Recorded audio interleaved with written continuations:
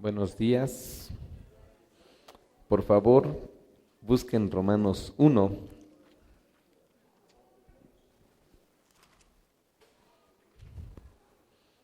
Romanos capítulo 1. Pónganse de pie cuando lo encuentren, por favor.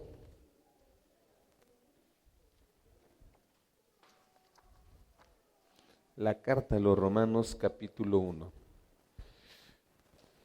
Muy bien. Las últimas dos alabanzas que entonamos, ¿cuál era el tema?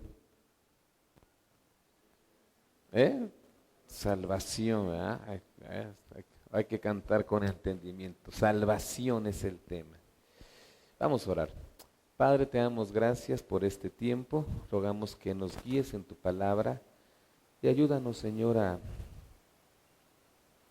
poder primeramente entender, escuchar y luego vivir, Padre, lo que tú nos enseñas. Te lo rogamos en Cristo Jesús. Amén. Pueden tomar asiento. Entonces dijimos que el tema era salvación.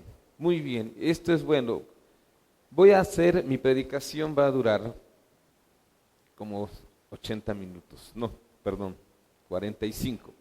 Pero 20 minutos de mi predicación voy a hacerles un examen. Un examen sobre soteriología. Yo voy a escoger a 5 personas de este lado y yo voy a escoger a 5 personas de este lado y les voy a hacer una pregunta y se van a poner de pie y quiero que den su respuesta bien. Bueno, como quieran, pero en voz fuerte. ¿Sí? 5 personas de este lado. El examen puede ser de lo más sencillo a cuestiones más complejas sobre soteriología, que es la doctrina de la salvación. ¿Sí? Entonces, por favor. Es una broma, no les voy a hacer nada. Hermanos, ¿creen que pasar un examen sea importante? ¿Cómo se sintieron? Nerviosos, por supuesto. Yo también me hubiera puesto muy nervioso. Todos. ¿Sí? ¿Creen que pasar un examen sea importante? ¿Cuántos se ponen nerviosos cuando les van a hacer un examen? Creo que nos ponemos nerviosos, ¿no? ¿A quién le gusta reprobar un examen? Quisiéramos un examen como en la primaria, Castillo 4, tal 9. Entonces, ¿a quién le gusta reprobar? A nadie. Muy bien. Sí les voy a hacer un examen, pero antes les voy a contar esto. A un estudiante se le hizo un examen. ¿Y saben cuánto sacó? 0. Pero él llegó con su examen y dijo, saqué 0 injustificadamente. Porque si ustedes ven con detenimiento, mis respuestas no estaban mal. Y así decía el examen. Examen, primera pregunta, hermanos. ¿En qué batalla murió Napoleón? Y él contestó, en la última. Pregunta 2, ¿dónde fue firmada la Declaración de Independencia? Él respondió, al final de la página. Tercera, ¿en qué estado corre el río Rabi? En estado líquido. Cuarta, ¿a qué se parece la mitad de una manzana? A la otra mitad. Quinta, si tiramos una piedra roja en el mar azul, ¿qué le pasará? Se mojará. Sexta, ¿cómo podemos levantar un elefante con una sola mano? Nunca vamos a encontrar un elefante que tenga manos, y menos una sola mano. Pregunta 7, si usted tuviera 3 manzanas y 4 naranjas en una mano, y 4 manzanas y 3 naranjas en la otra, ¿qué tendría? Unas manos muy grandes. Es la respuesta. 8.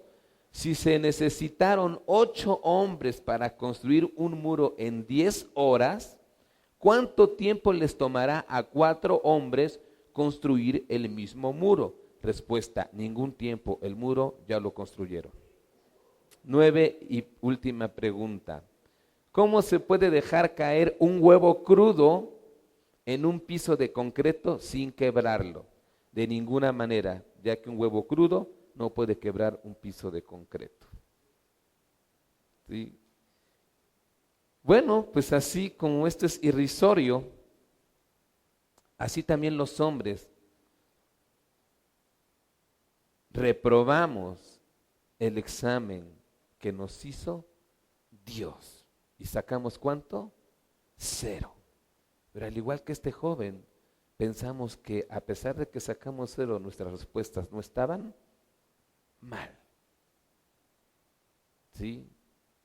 Y por eso hoy vamos a ver que los hombres no aprobaron a Dios, es decir, reprobaron a Dios. Y en consecuencia Dios reprobó a los hombres. ¿Sí? Y esa reprobación ha traído el actuar mal de todos los hombres. Es lo que vamos a ver. Primero vamos a ver, punto 1, el hombre que no aprobó a Dios, o el hombre que ha reprobado a Dios. Romanos 1:28, ya tienen el 1, dice el versículo 28. Y como ellos, dice, no aprobaron tener en cuenta a Dios. ¿Qué es no aprobar? Reprobar. ¿Sí? Rechazar, anular. Dice, y como ellos no aprobaron tener en cuenta a Dios. Aquí la palabra aprobar es una prueba, ¿sí? Es un examen que se hace. Pero es un examen que se hace esperando que la persona lo pueda pasar. Esa es la palabra aprobar. Pero dice que ellos que no aprobaron tener en cuenta a Dios. Esta palabra antes de aprobar se usaba para ver la autenticidad de los metales, ¿sí? Que se probaban con fuego. En Proverbios 17:3 dice, el crisol para la plata y la hornaza para el oro. ¿Qué está diciendo? Que se probaban la pureza de la plata y se probaba la pureza del oro. Esa es la palabra, ¿sí? Cuando se probaba un metal, tú esperabas que ese metal pasara la prueba. Si a ti te llegaban y te daban oro, tú tenías que hacer una prueba y tú tenías que ver que era auténticamente oro puro. ¿Y se probaba a través de qué? Del fuego. Vean lo que dice Proverbios 17. Perdón, Salmos 12:6. Salmos 12:6, ya vimos Proverbios 17, ahora Salmos. ¿Sí? Salmos 12, ahí quédense en Salmos 12. Entonces dijimos que cuando se probaba un metal, ¿qué se esperaba? Que el metal pasara la prueba, si no, no perdías el tiempo. Si te dicen, mira, este es oro y te traen un cacho de plomo, ¿lo probarías? No. Pero si te traen un metal doradito, brillosito, dices, este a lo mejor sí es oro. Mi pregunta es, ¿ustedes creen que Dios pueda pasar una prueba? ¿Dios podrá pasar la prueba? Por supuesto que sí. Vean lo que dice Salmo 12:6. Las palabras de Jehová, ¿qué dice? Son palabras limpias. Luego dice el símil, como plata refinada en horno de tierra. Luego, ¿qué dice? Purificada 7 veces. ¿Sí? Entonces, está diciendo que Dios o las palabras de Dios es como la plata más pura, más refinada, que fue purificada 7 veces, que puede pasar cualquier prueba. Por supuesto que si nosotros queremos probar a Dios, Dios pasaría cualquier prueba. Sin embargo, ¿qué hicieron los hombres? Lo reprobaron. ¿Se dan cuenta de eso? Lo reprobaron. Es decir, lo rechazaron. No lo aprobaron. No les pareció. No quisieron a Dios. No tuvieron a bien tomar en cuenta a Dios. ¿sí? No quisieron tener el conocimiento de Dios en sus vidas. No quisieron reconocer a Dios. Otra vez vámonos a Romanos 1:28a. Dice, y como ellos no aprobaron tener en cuenta a Dios. Esto es muy grave. Esto es muy grave. ¿Qué es lo grave? Que primero tú pruebes a Dios y que te des cuenta de quién es Dios. Porque acuérdense el contexto. ¿El contexto dice que estaban ignorantes de Dios? No. Dijo que Dios se reveló a través de ¿qué? De la naturaleza, y Dios se reveló en sus propios corazones, en su conciencia. Entonces ellos aprobaron a Dios, estaban conscientes de Dios y se dieron cuenta que Dios era bueno. Pero después de ver eso, ¿qué es lo que hicieron? No lo aprobaron, lo rechazaron. Hicieron a un lado el conocimiento de Dios, se apartaron de Dios. Esto es algo muy grave. Eso es algo muy grave porque lo hicieron con pleno conocimiento. Es decir, no fue por ignorancia. Vamos a ir viendo ¿cómo se llama? En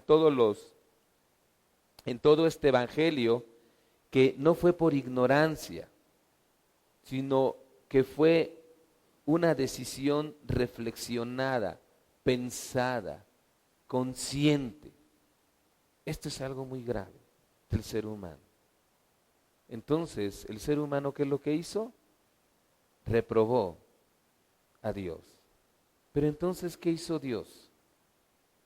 1:28b. Dios también, ¿qué hizo? Reprobó al hombre. Dice, y Dios los entregó a una mente reprobada para hacer cosas que no convienen. Dios los entregó. ¿Se acuerdan que esta palabrita es para Didomí? Lo íbamos a estudiar muy bien porque entregar, ¿qué dijimos que era? Abandonar, permitir, ¿sí? No quiere decir que Dios hizo la mente reprobada, no, sencillamente Dios dijo, bueno, tú me reprobaste a mí, tú me rechazaste a mí, yo también, ¿qué?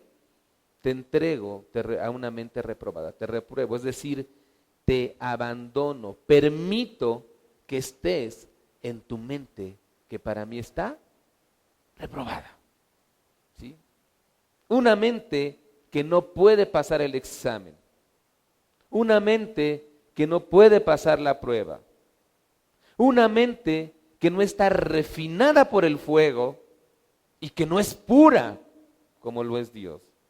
Una mente que por esa razón, ¿qué es lo que está buscando? Rechazar a Dios, alejarse de Dios, reprobar a Dios, a pesar de saber que Dios es un Dios que no se puede reprobar, porque es un Dios que puede pasar cualquier prueba. Y aquí la palabra mente es la capacidad que tenemos los seres humanos para poder razonar, para poder entender y para poder decidir sobre las cuestiones morales y sobre todo sobre las cuestiones relacionadas con Dios. Es decir, es una reflexión de la conciencia. ¿Qué dice la Biblia de la conciencia? ¿Debemos confiar en nuestra conciencia? No.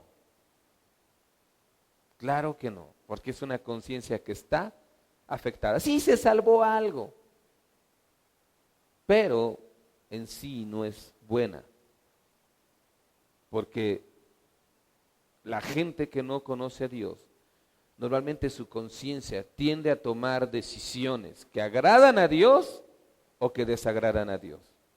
Que desagradan a Dios. Dios abandonó al hombre esa mente defectuosa.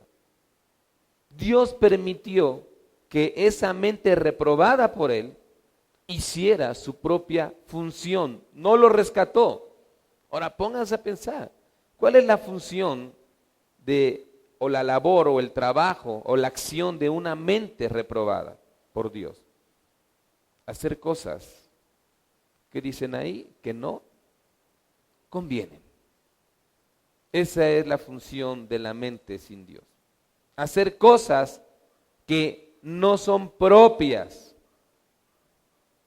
Si ahorita alguien aquí hace algo impropio, ¿cómo los demás lo volteamos a ver, no?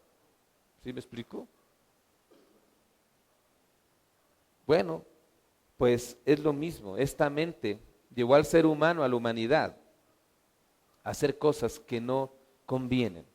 Es decir, cosas que no son propias, cosas inadecuadas. ¿Para quién? Para Dios. Y eso es algo que tenemos que tener en cuenta, porque esto fue lo que le sucedió a toda la humanidad. Es el primer punto del Evangelio. Romanos 3:23, ¿qué dice? Por cuanto todos pecaron. Es el primer punto del Evangelio. Es el punto del Evangelio que también viene en Romanos 3:12. Dice, todos se desviaron, dice la palabra. Todos se desviaron. A unas se hicieron inútiles. Luego dice, no hay quien haga lo bueno, no hay ni siquiera uno. Eso fue lo que le sucedió a la humanidad. Esta es la principal característica del ser humano no salvo. Una persona que ve que hay un Dios bueno y que rechaza ese Dios bueno. Y una persona que tiene una mente reprobada por Dios y que Dios lo ha dejado en su mente reprobada y que está haciendo cosas que son inapropiadas, que no son adecuadas para Dios. Eso es el primer punto del Evangelio. Pero dijimos que es la característica del hombre que no ha sido salvo, que no ha sido regenerado. El hombre no regenerado no considera útil a Dios. Dios no le sirve para nada, por eso lo excluye de su vida. Tú normalmente quieres tener en tu vida las cosas útiles, no lo inútil. ¿Qué haces con lo inútil? Lo desechas. Bueno, el hombre que desecha a Dios dice que Dios es inútil. Esa es la mente del incrédulo. Creen que no vale la pena ocuparse en las cosas de Dios. Esa es la mente. ¿Cuántos hombres incrédulos ven ustedes en las cosas de Dios? Ninguno. ¿Sí? No vale la pena. ¿Para qué poner atención a Dios? Sacan, excluyen a Dios de sus vidas. ¿Sí? Esto es el resultado de la mente que ha sido reprobada por Dios y que Dios también la ha abandonado. ¿Ustedes creen que Dios quiera que un incrédulo le esté sirviendo? No, lo abandonó. Sigue en tu camino, sigue haciendo lo que quieres. Ese es el resultado de una mente reprobada. Una mala actitud hacia Dios, un rechazo de Dios. Ahora, fíjense bien, por eso estoy en este punto. El hombre que no es regenerado tiene una mente que no considera a Dios. Y esa mente, en consecuencia, siempre le va a llevar a hacer cosas malas, cosas inadecuadas, cosas inconvenientes. La cuestión no es conocerlo. Dense cuenta de esta diferencia. La cuestión aquí no es conocerlo, sino reconocerlo. ¿Cuál es la diferencia entre conocer y reconocer? Conocer es simplemente un ejercicio intelectual. Tengo conciencia de Dios. ¿Y qué es reconocer? Vivir para Dios. Actuar sabiendo que Él está ahí. Agradarle a Él. La idea no es que no conozcan quién es Dios, pues la Biblia lo dice. Conocían quién es Dios, sino que conocen a Dios, pero no consideran a Dios. Eso es lo que está tratando de verse aquí. Tú puedes decir, yo conozco a Dios, pero aún así tú puedes llevar una vida en la que no tomas en cuenta a Dios, no consideras a Dios diariamente, No consideras a Dios en cada aspecto de tu vida. No consideras a Dios en cada decisión que tomas. No consideras a Dios en los planes que Dios tiene para tu vida. Pablo le dijo a Tito, ten cuidado, Tito, porque estas personas no solamente están allá afuera, no solamente están en el templo de los incrédulos y de los paganos, sino que hay personas de estas que ahora están ¿en dónde? En la iglesia.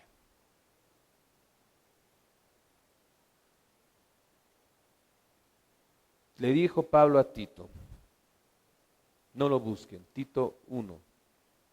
Bueno, sí, búsquenlo, Tito 1:15. Están en Romanos, Corintios, Gálatas, Efesios, Filipenses, Colosenses, Tesalonicenses, Timoteo y luego Tito. ¿Sí? Es la penúltima carta de Pablo. Muy bien.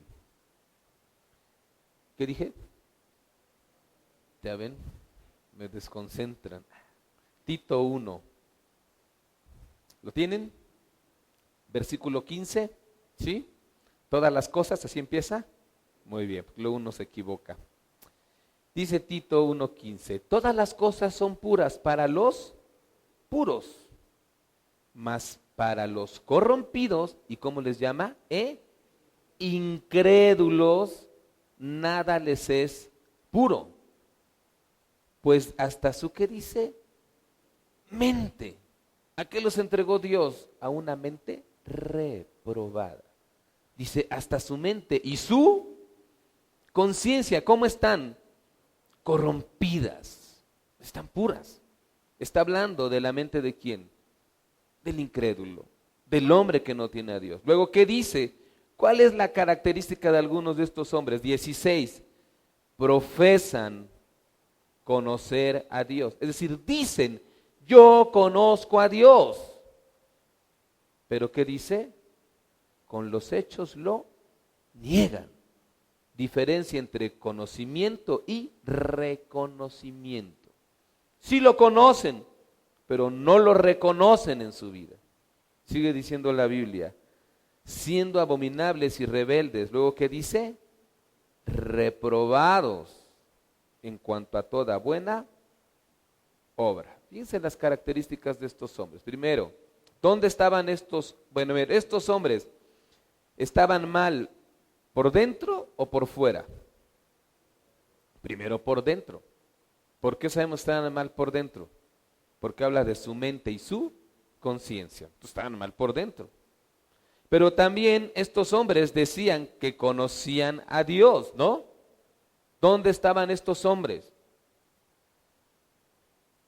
¿Dónde estaban? En las iglesias. Si ven el contexto, eran maestros. Enseñaban en la iglesia. Si ven el contexto, estaban en las iglesias y enseñaban en las iglesias. ¿Se dan cuenta? Estaban donde se conoce a Dios. ¿Sí? Pero había una característica, que si estaban mal por dentro, su vida cotidiana los delataba, porque no tenían un buen comportamiento. Sus hechos, sus acciones, sus decisiones, los delataban. ¿Sí? Con los hechos que dice, lo niegan, reprobados en cuanto a toda buena obra. Esta es la cuestión. Esta es la situación.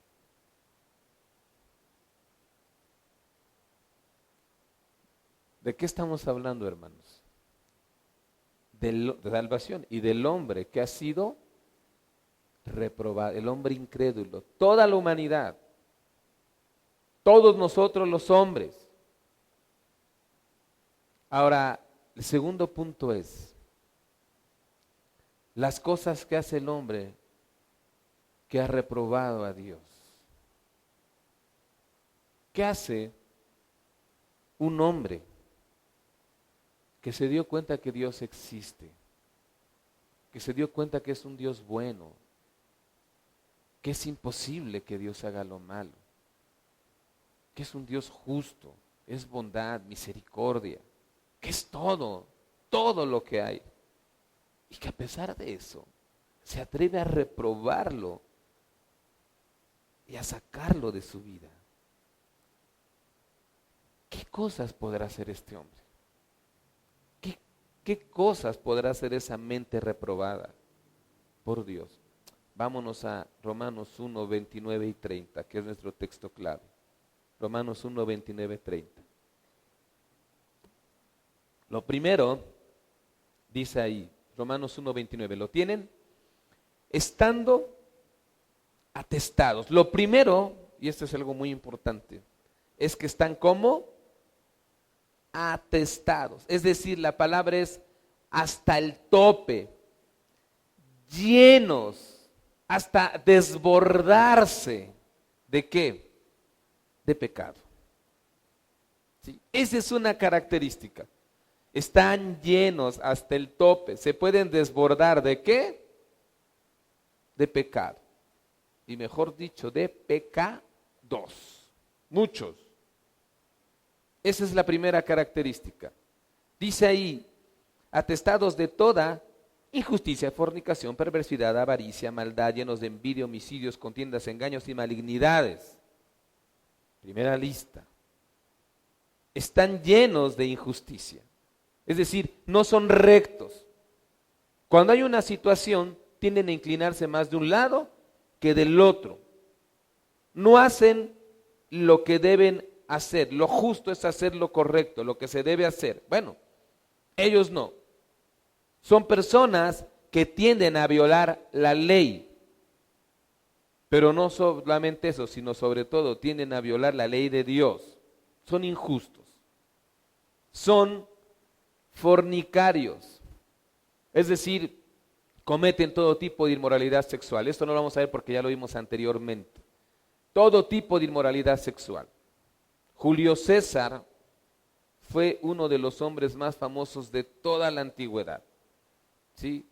Julio César fue uno de los más famosos emperadores de Roma y además fue admiradísimo porque hubo muchos pésimos emperadores, pero si quieren ver un emperador ejemplo, entre ellos estaba Julio César.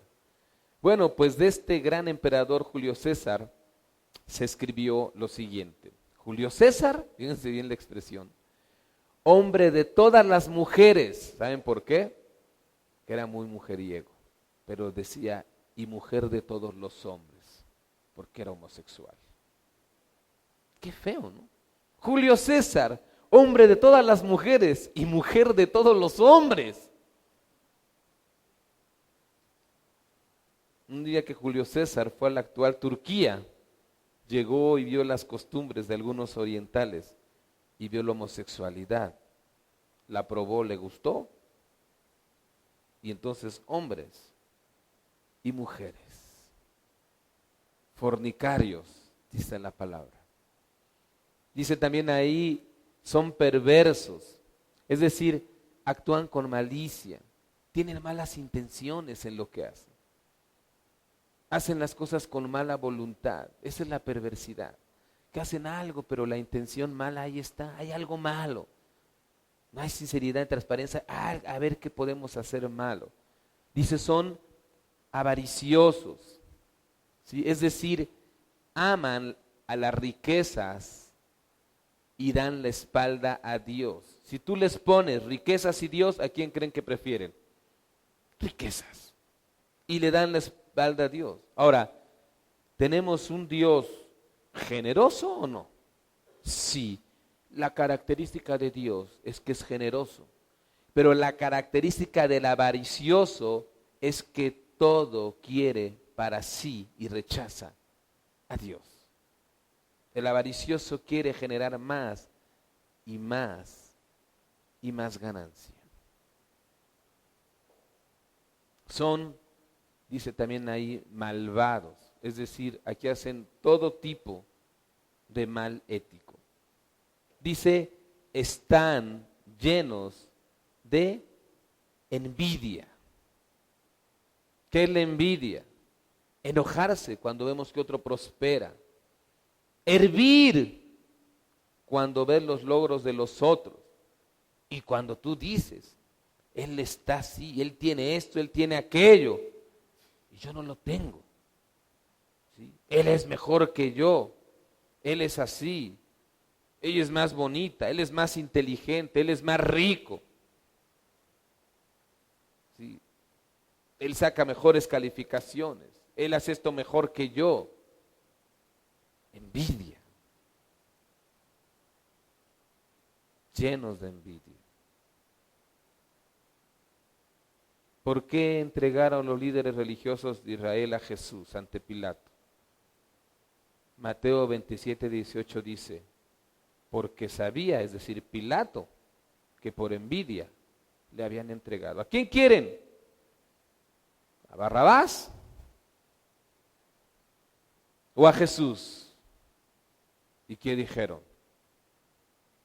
Barrabás, libéralo. Y dice Mateo 27:18 que Pilato había ofrecido eso porque sabía que por envidia habían entregado a Jesús. Son homicidas como los líderes religiosos de Israel que pidieron la muerte de Jesús, o como los romanos que crucificaron a Jesús a pesar de que ambos pueblos, judíos y romanos, sabían que Jesús era inocente, pero se convirtieron en homicidas. Son contenciosos. La palabra es que siempre están en peleas. Todo lo arreglan a base de peleas. No buscan arreglar las cosas de manera pacífica. No buscan arreglar las cosas como la ley dice que se tienen que arreglar. No buscan arreglar las cosas de manera justa. Ellos recurren a la violencia y a los pleitos para poder arreglar todo. Están constantemente en peleas, contenciosos. Dice también que son engañadores. Y aquí la palabra es dolos. Y dolos es una mentira. Es algo muy común en nuestra sociedad. Hacen uso de la mentira para engañar a los demás. No son transparentes. Hacen las cosas con toda la intención de que la gente vea o crea que es verdad lo que no es. Esta misma palabra se utiliza para decir adulterar. ¿Sí? Es como esos vinos que decían que venían en Tepito, ¿no? Que te los ponían como si fueran, o los perfumes que decían que eran caros, pero decían, ¿qué? Están adulterados. El adulterar las cosas. Yo fui al mercado, al tianguis, y encuentro el café de grano, bolsa, y ahí está más barato y es original. Pero el que estaba vendiendo tenía una bolsita de plástico. Dice, mire, este café es exactamente el mismo que estoy vendiendo, pero se abrió la bolsa y se me cayó una parte. Entonces lo eché, ¿cómo se llama? En esta bolsita de plástico. Se lo vendo y se lo doy mucho más barato que el que estoy vendiendo. Y ahí ve el menso del Moisés. No, pues démelo. Lo compro, llego muy feliz con mi esposa, que es una catadora de cafés, y lo pruebo y dice, te vieron la cara, te engañaron. Pues yo no distingo, sí, ya después distinguí que sí me habían engañado. Voy con una persona que me arregle la computadora que se descompuso, ya me había metido en internet para ver qué podía hacer, las memorias decían que se magnetizaban, que con cualquier goma, les pasabas la goma, ¿no? Las desmagnetizabas, las ponías. Para no hacerles el cuento largo, llega, le dije eso, checa una cosa, le quita las memorias, le dije, pueden ser estas tarjetas, ¿no?, de memoria. Las quita y dice, sí, dice, ahí tengo yo una goma especial para desmagnetizar memorias. Entonces saqué la voz y ya le digo, no me quieras engañar, Esa es una goma común y corriente. Sí, esa goma, o sea, no es para... ¿Tú cómo sabes? Muéstrame tu goma y te voy a demostrar que es una goma normal. Ya no me la quiso mostrar. ¿Sí? ¿Qué son, hermanos? Engañadores. Y mucha gente en este mundo es un engañador. Quiere hacerte creer lo que no es. Yo tengo esto, yo tengo lo mejor. ¿Sí? Vivimos en un mundo de engañadores. Y si alguno de ustedes tiene un trabajo, algo con el público, un oficio, hermanos, no sean engañadores. Porque es una característica de la gente incrédula. Son malignos, es decir, carecen de capacidad para hacer lo bueno. Tratan de buscar siempre el lado malo de las cosas. ¿Cómo lo hace quién? Como Satanás, como este mundo. Malignos es ser perfecto cliente del mundo. Aquí, en este mundo hay dos formas de hacer las cosas. Hacerlas como Dios dice y darles ¿qué? La vuelta. ¿Sí? Estudiar para el examen o sacar el acordeón. ¿Sí?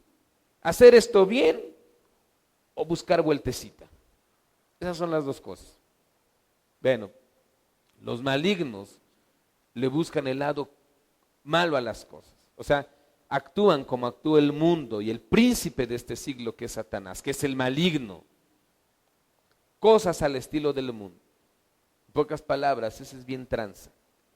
Ese se la sabe de todas. No se puede, te voy a llevar con alguien. Él sí puede. Maligno.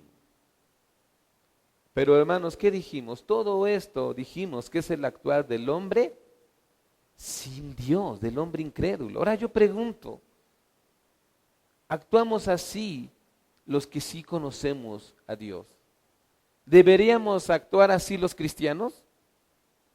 Pregunto, ¿deberíamos actuar así los cristianos? Pues no, claro que no. Ahora pregunto, ¿actuamos así los cristianos? Pues sí.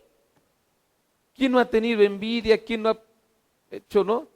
Una tranza, ¿quién no? Sí, claro que sí. Los cristianos a veces actuamos así. Y no me digan que no, hermanos, porque sí. ¿No mentimos a veces? ¿No engañamos? Sí, claro que sí. Pero hay una gran diferencia. Que el cristiano puede quitarse eso. Y el incrédulo no. Esa es la gran diferencia. Por eso Primera de Pedro 2:1 dice, desechando, pues, toda malicia, todo engaño, hipocresía, envidias y todas las detracciones. Así dice Primera de Pedro 2:1. Desechando toda malicia, engaño, hipocresía, envidias, detracciones. El cristiano puede quitar, puede limpiar, puede dejar todas esas conductas. Desechando es como quitándote la ropa.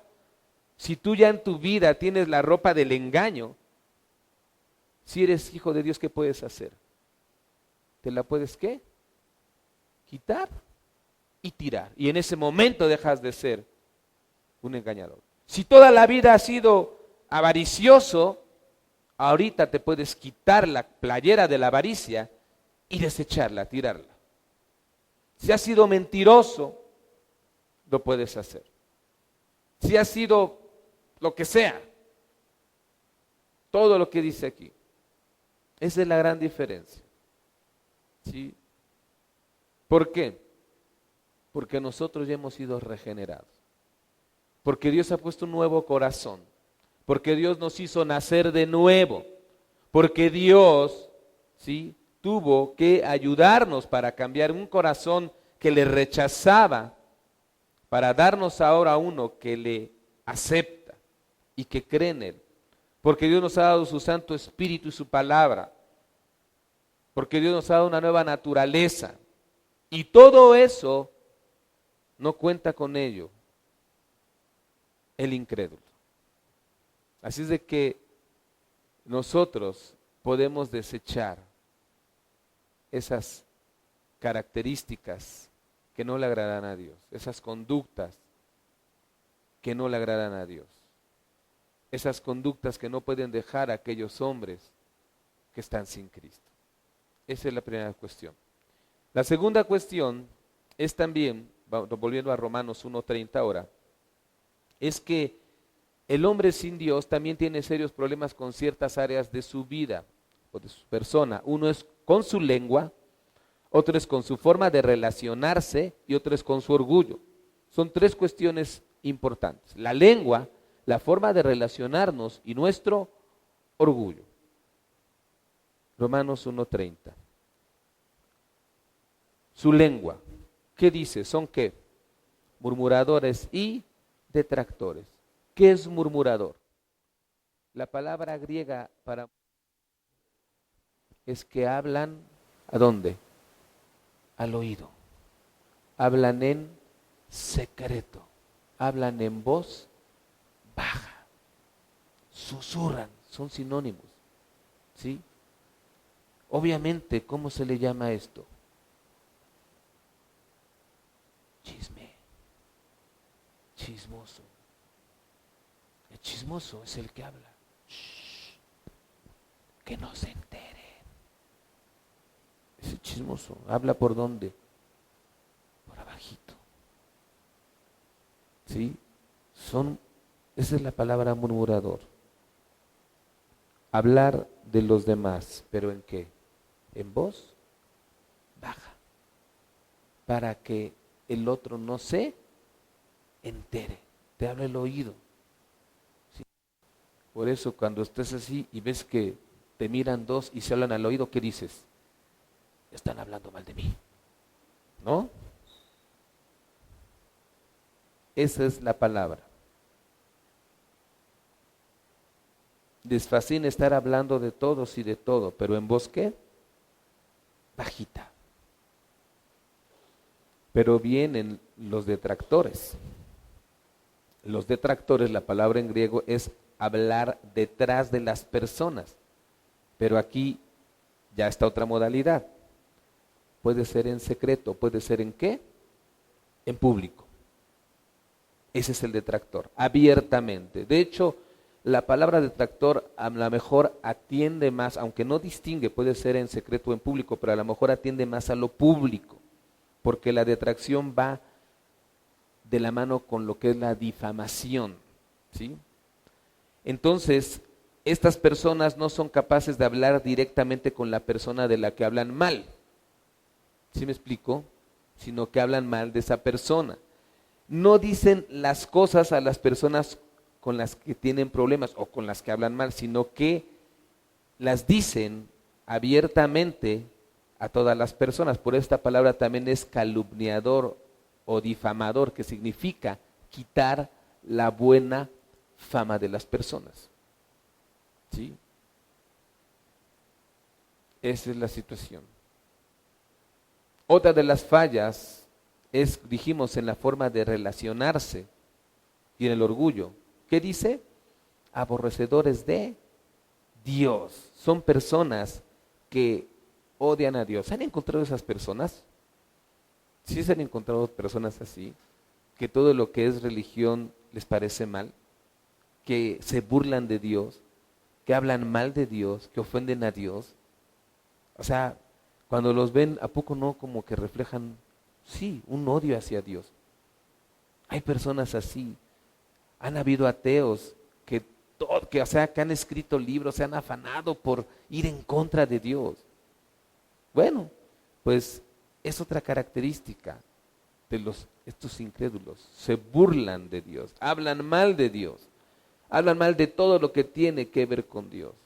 La religión es el opio de todos los pueblos, ¿sí? Les molestan los conceptos de Dios. No pueden relacionarse con Dios, ¿sí?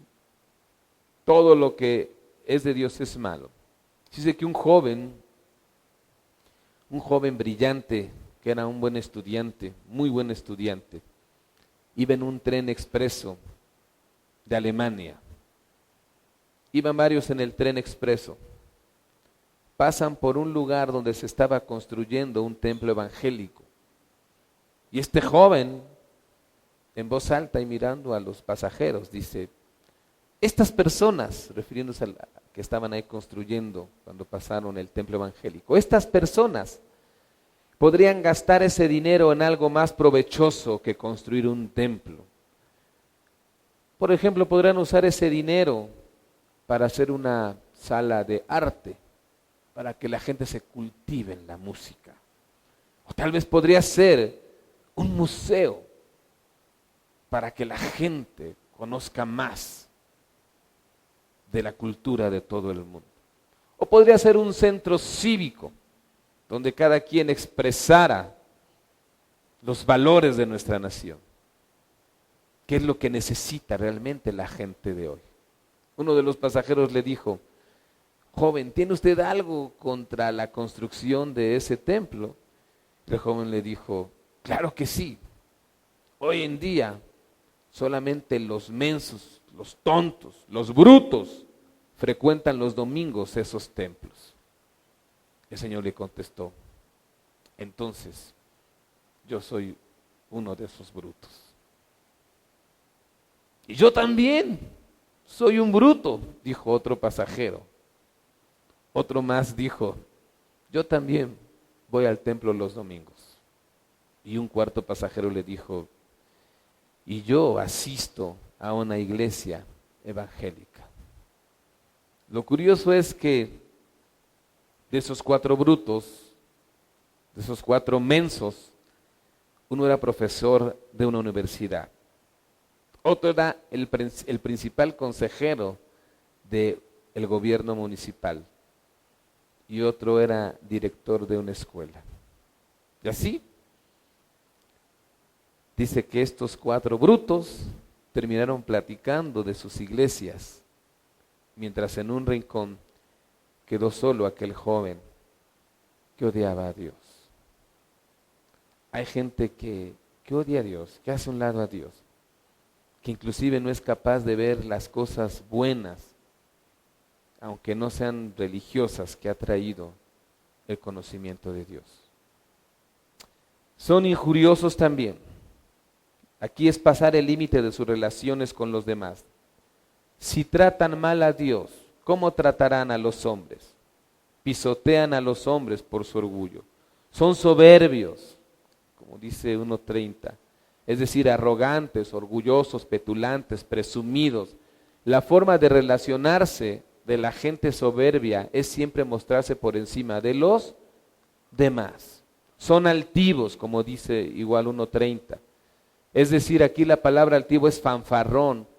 Fíjense que esta palabra de altivo se utilizaba normalmente en el griego en un principio para referirse a un charlatán, es decir, un merolico.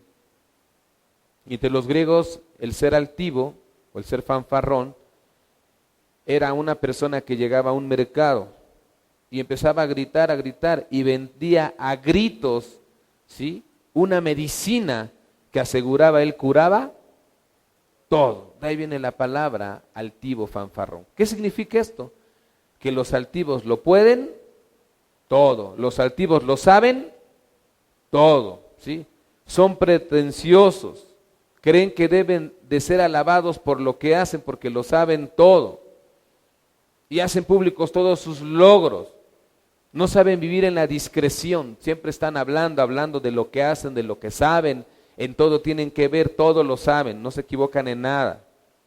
Altivos. Son inventores de males, es decir, tienen una muy buena planeación, pero la planeación es para hacer lo malo, no lo bueno. Maquinan cosas deshonestas y tienen una mente habilidosa para hacer las tranzas y las cosas que están mal. Y una última característica ahí es que son desobedientes a los padres. Y aquí la palabra es que son rebeldes a los padres, es decir, a su padre y a su madre, no solamente a los varones, sino a su padre y a su madre. Y fíjense bien, la palabra de desobedientes es una palabra que tiene una A privativa, porque la palabra original es convencer, persuadir. Entonces significa que son personas que no se dejan convencer, no se dejan persuadir por sus padres para que hagan algo. Ahí viene la cuestión de desobedientes a los padres. Que el padre dice, haz esto, ¿y el qué?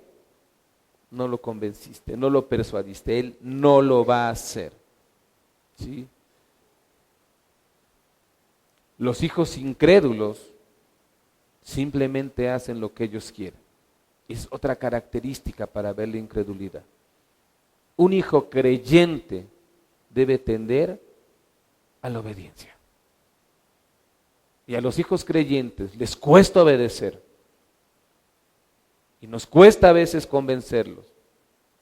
Pero tenemos que convencerlos. Un hijo incrédulo se caracteriza por la desobediencia abierta a sus padres. Simplemente hacen lo que ellos quieren. No consideran el consejo del padre, no consideran el consejo de la madre. ¿Sí? No les creen a sus padres, no confían en sus padres, por eso les desobedecen. Y ahora, esta cuestión, cuando aquí toca el apóstol Pablo desobediencia a los padres, era una cuestión grave. Y es triste porque hoy en día la cultura como que nos está haciendo ver que, pues ya no, los hijos ya son ¿qué? Desobedientes. Pero en aquel tiempo la desobediencia a los padres era una gran afrenta. Fíjense bien, no solamente para los cristianos, era una gran afrenta para la sociedad en general. Para los romanos era una gran afrenta porque había alguien que se llamaba el pater familias. Y el pater familias tenía potestad sobre todos y si él quería podía hasta mandar matar a un hijo desobediente. Así es de que la desobediencia de los hijos no era algo ligero en aquellos tiempos. Y los judíos también. Y también la de Israel mandaba lo mismo. Así es de que en aquellos tiempos no se tomaba a la ligera que los hijos fueran desobedientes. Y además, la desobediencia de los hijos es una característica de la apostasía de los últimos tiempos. Dijo Pablo a Timoteo, también debes saber esto, o sea, pon atención en esto, que en los últimos días vendrán tiempos peligrosos, porque habrá hombres, fíjense bien, amadores de sí mismos, ¿sí? Vanagloriosos, soberbios, blasfemos, que es lo que hemos estado viendo entre esas características. Va a aumentar eso. Y luego dice, desobedientes a los padres. Así es de que es una cuestión para reflexionar como padres y como hijos. Muy bien, para concluir, hemos visto que el hombre no aprobó a Dios, lo rechazó y por eso Dios ha reprobado al hombre, ha permitido que el hombre esté en su mente reprobada, que lo lleva a una conducta reprobada. Ser injusto, perverso, malvado, envidioso, contencioso, engañador, murmurador, chismoso, difamador, etcétera. Todo esto es hacer lo que no conviene, lo inadecuado, lo que no es propio para un hijo de Dios y lo que sí es propio y adecuado para un incrédulo. Todo esto es el resultado de un hombre que ha sabido que hay un Dios bueno, pero que voluntariamente lo ha rechazado, lo ha sacado de su vida para decidir vivir conforme a su mente reprobada. Vivir de una forma que no le agrada a Dios. Esto, como lo dijimos, caracteriza ¿a quién? Al incrédulo, no al cristiano. Pero aún así, el incrédulo no es ignorante de la existencia de Dios. ¿Sí? No es ignorante de la existencia de Dios. Pero aún así, no lo toman en cuenta. Y si ellos, hermanos, esto es lo que más me alarma, si ellos no son ignorantes, nosotros mucho menos somos ignorantes. Por eso cada actitud, cada mal comportamiento es a sabiendas de que no le agrada a Dios. ¿Se acuerdan que les dije cuando empecé la predicación? Les voy a hacer un examen. Aquí está la única pregunta de su examen. ¿Cómo estás viviendo Esa es la pregunta de tu examen. ¿Cómo estás viviendo? Ahora, la segunda cuestión que les digo, reprobaste el examen, pero tus respuestas no están mal. Es personal. Oremos.